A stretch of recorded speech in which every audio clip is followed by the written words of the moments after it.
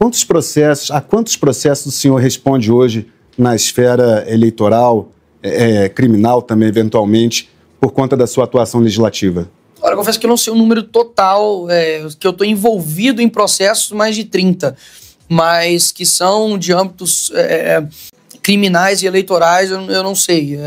Deve chegar aí aos 10, uns 15 processos. Recentemente, a deputada federal Carla Zambelli, do seu partido PL, foi condenada à cassação pela Justiça Eleitoral. Ela está recorrendo. O senhor teme também ser alvo de uma decisão da Justiça Eleitoral que o impeça de disputar as eleições de 2026? Quanto mais honesto você for no Brasil, mais alvo de perseguição você será. Quanto mais corrupto, menos o alvo da justiça vai estar em você. Não é à toa que hoje nós temos, como presidente da República, um cara que foi condenado em 3 instâncias e descondenado pelo STF. O próprio ministro Gilmar Mendes falou que o Lula só está na presidência graças a eles. Então, sim, é claro que há essa possibilidade. Agora, temer zero.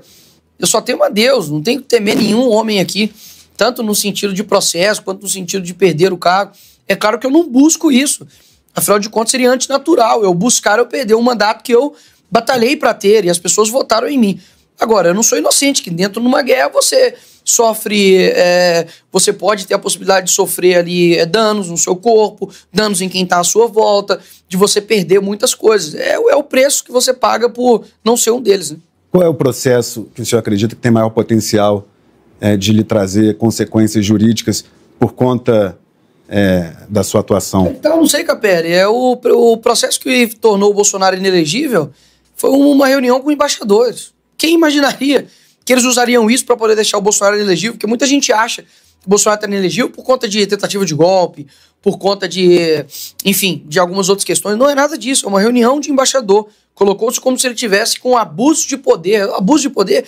Como a reunião de embaixador influenciou nas eleições de 2022? Então, assim, eu não sei qual é o processo. Eu tenho processo de transfobia, porque eu chamei um homem de homem. Assim, coisas absurdas que acontecem aqui no nosso país. Agora, processo de corrupção, eu tenho? 0. Processo de vídeo de emenda? Nenhum. Processo de qualquer coisa? Eu não tenho. Então, por isso que eles ficam aí. Eu estou na lista do Odebrecht. Eu vou, se algum dia pegar alguma lista de corrupção? 0. É por isso que eles precisam ficar inventando aí um monte de processo de fake news, desinformação, para poder tentar colocar eu no mesmo nível deles. O senhor faz muitas críticas a ministros do Supremo Tribunal Federal, sobretudo a Alexandre de Moraes, a Gilmar Mendes, que o senhor citou agora. O senhor acredita que em 2027 a composição do Senado Federal permitirá uma ofensiva do Congresso para o impeachment de ministros do Supremo Tribunal Federal? Olha, é o nosso foco. Eu não tenho dúvidas que eu só vou fazer campanha para não que o meu apoio seja garantia de vitória, mas acredito que seja um apoio representativo. Eu só vou apoiar candidatos ao Senado que se comprometam publicamente a votar sim ao impeachment do ministro Alexandre de Moraes. E de algum outro ministro? E de algum outro ministro.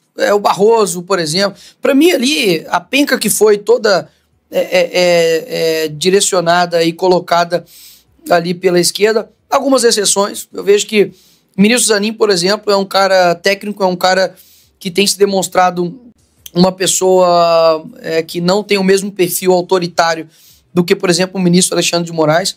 Eu vejo que principalmente é o ministro Alexandre de Moraes. Isso é uma curiosidade. O senhor está elogiando a indicação de Lula de ministro Zanin ao STF. Não, eu tenho a capacidade de reconhecer o trabalho dele. A indicação, obviamente, não. A indicação de um advogado para o ministro do Supremo Tribunal Federal é um tanto quanto assim, complicado, né? E eu acredito que, no mínimo, imoral. Até mesmo imoral por ser uma promessa de campanha do Lula, que falou que não indicaria amigos ao ministro do Supremo Tribunal Federal. E o Zanin era amigo dele. Mas feita a indicação, o senhor acredita que ele está tendo uma atuação, o Zanin está tendo uma atuação correta? Ele não está tendo uma atuação autoritária como o ministro Alexandre de Moraes. Eu não vou citar especificamente aqui para não ser nem injusto com ele, nem mesmo comigo, mas eu sei que ele já tomou algumas decisões técnicas e jurídicas boas nesse sentido, mas para poder mostrar que eu não sou um cara que foi o PT que indicou, eu vou falar mal, não, eu sei reconhecer. Você já teve algum contato com o ministro Zanin? Já chegou a conversar com ele? Não tive contato com ele. também não teria nenhum tipo de bloqueio em conversar com absolutamente ninguém. Ninguém, absolutamente ninguém. É muito difícil hoje as pessoas entenderem que a matéria-prima que eu tenho para trabalhar é uma matéria-prima que eu não escolhi. Eu não escolhi os ministros do STF, eu não escolhi os ministros do TCU, eu não escolhi os deputados e senadores que estão ao meu redor. É o que eu tenho para trabalhar. Conversar, dialogar, até mesmo em âmbitos de acordos, eles são necessários dentro da política. Agora, desde que isso não cumpra, não fira a tua essência, desde que isso não fira os teus princípios, e isso seja bom para a direita e para um todo, é a política. O senhor me surpreendeu até ao falar que, embora seja um político notadamente de direita, ver que Zanin, o ministro Zanin, tem uma atuação que está indo para um caminho que lhe agrada em termos de isenção e tal. Tem alguma decisão específica do ministro que tenha marcado, que o senhor possa dar como exemplo? Então, o que eu disse. De fato, eu lembro que no momento que saiu a decisão, eu falei, poxa, essa decisão aqui ela é técnica, ela é correta, mas confesso que me fode aqui a memória, depois eu posso realmente falar, porque existe essa decisão, e eu sei que na hora eu falei, poxa, essa decisão está correta. Perfeito. Prioridades da oposição para este ano de 2025 no Congresso Nacional. O que a oposição lutará para estar na pauta da Câmara e do Senado? Olha, tem algumas pautas, acredito que a principal é a anistia.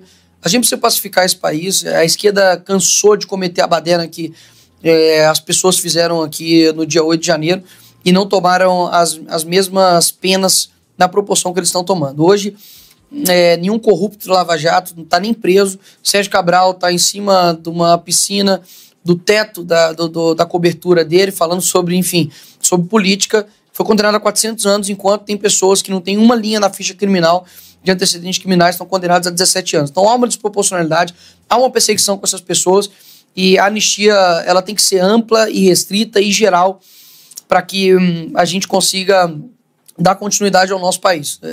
Se for, muitas pessoas acham que por que a pauta é mais importante? Porque não é o teu pai, não é a tua mãe, né? Não é a sua avó, não é a sua tia, não é a sua esposa, né? Não são os seus filhos que estão chorando por conta de uma perseguição política que aconteceu com relação a essas pessoas. Pessoas cometeram crimes, depredação de patrimônio público, enfim, qualquer tipo de crime tem que pagar. Agora, 17 anos de cadeia, 15 anos de cadeia, quem que hoje no Brasil, criminoso que pega isso? Tem traficante do PCC sendo solto e ninguém tá falando nada.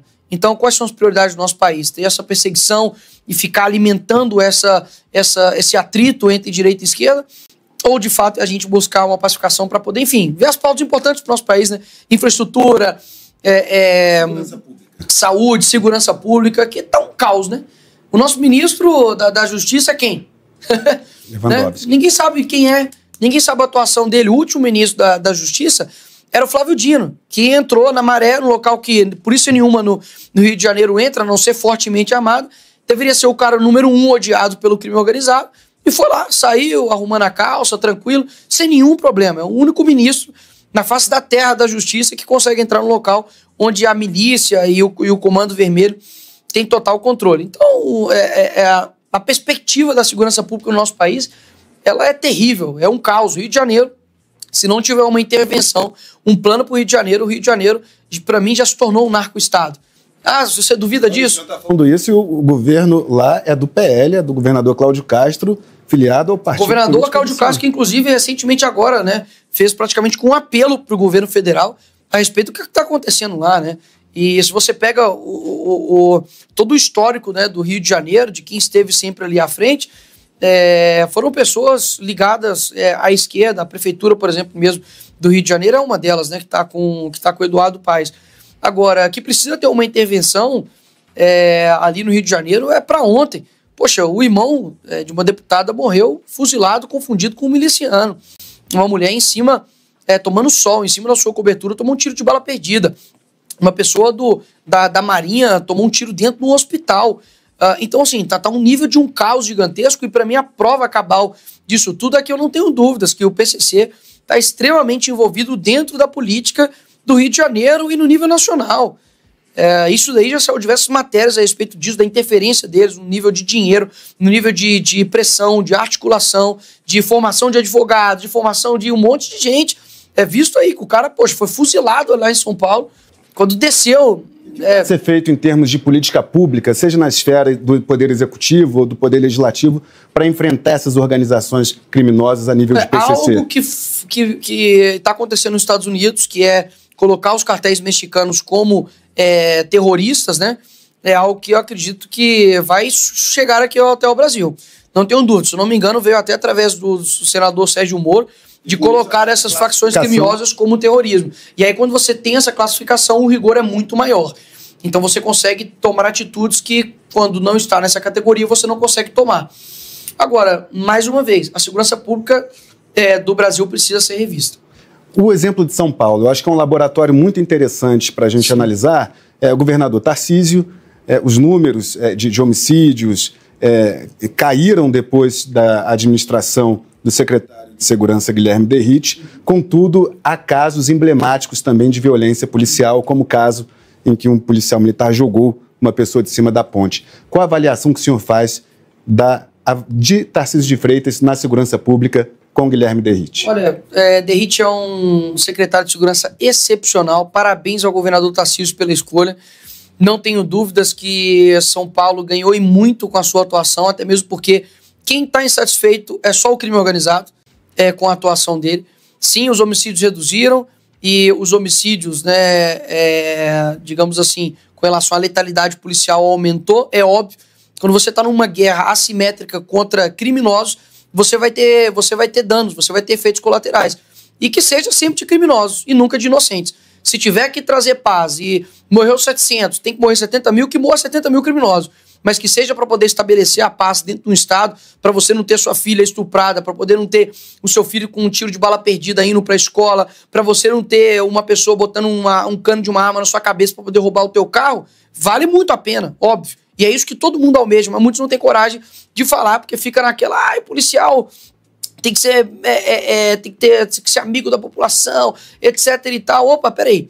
O policial ele é uma força de segurança pública. É lógico, ele não precisa ser um truculento com a população. E eu acredito que a polícia não seja assim. A polícia de Minas Gerais não é dessa forma. Eu acredito que a polícia de São Paulo também não. Agora, que tem erros, como erros graves, como esses policiais cometeram, sim. Mas isso não mostra o caráter e o perfil de toda uma instituição. A câmera corporal nos uniformes dos policiais, o senhor é a favor de que as câmeras fiquem ligadas para mostrar a atuação deles? Sou a favor, coloca a câmera em policial, deixa que coloca a câmera no traficante, coloca a câmera no aviãozinho, coloca a câmera no ministro do STF. Vamos colocar a câmera em todo mundo que é servidor público. Então o deputado é contra a câmera no uniforme, na farda dos policiais. Você acha que hoje você tem uma guerra totalmente assimétrica da atuação do bandido e da atuação do policial? Se o policial chega e mete um tapa na cara de um maconheiro, mete a cara num cara que tá lá vendendo droga, você acha que vai acontecer com ele? O que com ele? Ele vai ser perseguido dentro da polícia, vai abrir corregedoria, processo administrativo. Agora, vai um cara desse falar, você é um porco fardado, você é um vagabundo, e ele, porque a câmera só filma quando depois o policial atua, né? Mas antes não. Antes, agora tem um sistema que aperta a câmera e ela consegue filmar, acredito que 5 minutos antes. Uhum. Você aperta e ela retroage para filmar antes. Cara, com a criminalidade que a gente tem hoje no Brasil, você vai... O policial já é amarrado, vamos lá. Ele já é atacado pela mídia. Ele nunca é bem treinado, ele comete excessos, sendo que o cara sai na rua para poder te defender, pô. O cara sai da rua sem saber se ele vai voltar para casa, mas ainda assim a mídia desce a lenha neles. Qualquer erro que tem na Polícia Militar, a Polícia Militar é uma porcaria. Agora, ninguém fala a mesma coisa de outras instituições, né? Enfim. Agora, o bandido faz o que quiser nesse país.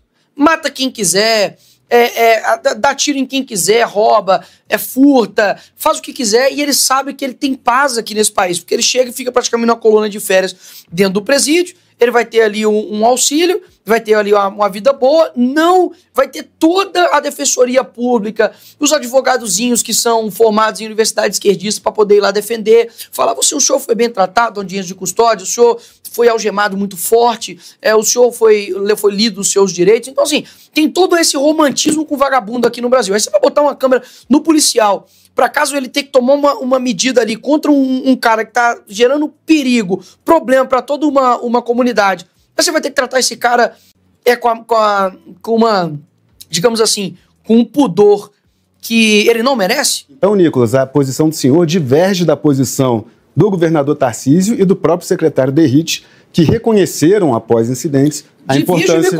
Me coloco aqui, obviamente, também na posição de que, na posição deles é muito complicado tomar essas posições. Por quê? Porque a perseguição que vai vir em cima deles é brutal. Então eles sabem que se eles talvez forem contra isso, aí a primeira coisa que acontecer, viu? Se tivesse câmera, isso. Então, assim, é muito nojento a maneira como as coisas são feitas aqui no Brasil. E na posição deles, realmente fica mais difícil ainda tomar uma posição sabendo de como é o jogo aqui no nosso país. Então, tem hora eles estarem no Poder Executivo. Por eles estarem no Poder Executivo. Então, tem hora que você tem que dar um recuo para poder, enfim, esperar as coisas maturarem, você ter uma articulação melhor, poder melhor, estruturar melhor a sua capacidade de falar a verdade com a população, porque hoje, sendo bem sincero, tirando algumas mídias que dão abertura para poder falar, o que eu tenho hoje para poder me defender e falar a verdade com as pessoas é minha rede social. Agora, minha rede social pode cair assim, ó, com uma canetada, como já caiu por decisão do ministro Alexandre de Moraes, que ninguém sabe qual é o porquê. Eu não sei, o meu advogado não sabe, ninguém sabe, só o ministro. Tanto em nível nacional quanto internacional, a polarização entre esquerda e direita segue muito aflorada, né? E queria mudar um pouco de assunto para a gente entrar nessa questão da polarização. Na minha concepção, tem algumas pautas que mais prejudicam ambos os lados do que ajudam. Por exemplo, a esquerda com a questão da linguagem neutra, que, na minha opinião, esse negócio de amigues e tal, todes, é uma pauta que eu respeito quem acha importante, mas que, na minha concepção como analista, atrapalha e não une a esquerda. No campo da direita, no campo conservador, o fim do casamento civil gay é uma pauta que a direita defende. No Congresso Nacional, no passado, teve discussões na Comissão de Família, e eu pergunto se o senhor não acredita que é uma pauta contraproducente para o campo conservador, defender o fim do casamento civil gay, tendo em vista que é um direito civil, não há interferência em religião, em espiritualidade, e também há muitos gays que são conservadores. Não é uma pauta contraproducente o fim do casamento civil gay? Olha, aqui no Brasil existem tantas demandas prioritárias que de fato eu vejo que são pautas praticamente que secundárias. Mas não é porque ser secundárias que eu não deixo de me posicionar, né? Me posicionei com relação a esses temas em específico em vários vídeos, mas são vídeos que demandam tempo para poder de fato você explicar a profundidade deles. Não dá para poder falar a respeito de um tema tão sério e dar uma resposta simplista. Agora, sim, no Brasil a gente precisa, como eu disse, ver a questão, por exemplo, do saneamento básico. As pessoas não têm saneamento básico, elas não têm literalmente onde fazer suas necessidades. Não precisa ir para onde. Geralmente as pessoas atrelam isso ao Nordeste, né, por ter ali suas dificuldades com o IDH. Maranhão, por exemplo, tem o pior IDH do Brasil, inclusive foi governado pelo Flávio Dino. E a gente sabe que no norte de Minas, perto de nós, então, deputado, aqui em Brasília... Admite que não é, embora seja uma questão que foi discutida no Congresso Nacional no ano passado, o senhor admite que não é uma prioridade, Eu vejo que tem prioridade, por exemplo, quando você fala a respeito de linguagem neutra, né? Vai falar todos, etc e tal. Gente, a taxa de analfabetismo no nosso Brasil é uma das maiores, assim, do mundo. A gente tem aí o Brasil nos piores rankings de educação, tanto da OCDE quanto no PIRLS, então nem se fala. A gente precisa focar naquilo que é estrutural. Agora, o que eu não posso deixar de fazer é de deixar de me posicionar em pautas que são culturais, que a esquerda vai trabalhando aos poucos e que afeta não somente o âmbito econômico, mas afeta no âmbito cultural. O caso, por exemplo, da linguagem neutra é uma pauta que foi levantada pela esquerda, contraproducente, e que eu não posso falar, existem outras coisas prioritárias aqui, eu vou deixar o discurso sendo tocado. Até mesmo porque a Câmara é um local de debate amplo de diversos temas. Você vai ver temas sendo discutidos aqui de N temas, seja agricultura, economia, arte, enfim. E você tem que dar a liberdade às pessoas discutirem a respeito disso. Agora, em âmbito de prioridades, se fosse presidente da República, quais seriam os seus primeiros atos? Obviamente não seria a respeito de nenhum desses temas aí, não. E falando em manifestações, a direita, segmentos da oposição a Lula, preparam manifestações em março pelo pedido de impeachment do presidente Lula. A oposição acredita que houve irregularidades no programa Pé de Meia, do Ministério da Educação, uma suposta pedalada fiscal, e com base nisso está protocolando o pedido de impeachment na Câmara dos Deputados contra Lula. O senhor acredita que há elementos para que o impeachment seja, que ele vá adiante? E quando eu falo elementos, não só na parte técnica, né, em relação à denúncia, mas também elementos na parte política. Lembrando que agora a presidência da Câmara é comandada por Hugo Mota, do Republicanos, que se coloca como próximo do presidente Lula, e não faz nenhum gesto de desengavetar eventuais pedidos de impeachment. Ora, é difícil fazer previsões assim, para o futuro da política, porque é tudo muito instável, né? Como se olhasse para o céu, daqui a 20 minutos a nuvem não está mais lá. Agora, ninguém também imaginaria que o Cunha, enfim, teria todo esse atrito com a Dilma e ele pautaria o impeachment da Dilma, e inclusive muitos da esquerda também queriam também retirar a Dilma, porque ela é uma pessoa que não tinha um bom trânsito dentro do PT e dentro da esquerda. Agora, é uma possibilidade? Sim. A probabilidade disso, eu acho que está esquentando. Eu acho que ela está só aumentando. Por quê? Por conta da economia. O café e azeite agora são artigos de luxo no nosso país. Eu já vi café no supermercado com aquelas presas, né? Que você não conseguir tirar, a não ser que um vendedor venha e libere para você. Você tem irregularidades comprovadas dentro do pé de meia. Ou seja, foi por esse mesmo motivo, né? Crime de responsabilidade fiscal que a Dilma caiu. E é óbvio que precisa também ter o clima político. Então, o Lula, né, que já está, enfim, numa idade avançada, já não tem a mesma liderança que ele tinha anteriormente, está sem equipe, está com uma falta de gerência muito grande dentro do governo. Se a coisa começar a debandar, o centro nunca perde. Essa que é a grande questão, o centro nunca perde. Então, para os ventos não mudarem e não sofrer um impeachment, para mim, além de pessoalmente vai ser um voto muito bem dado que eu vou dar no sim pelo impeachment do Lula, eu acho que as pessoas vão começar a perceber que elas precisam tomar uma decisão diferente. Isso aqui não é um chamamento da direita, um chamamento do Bolsonaro, não.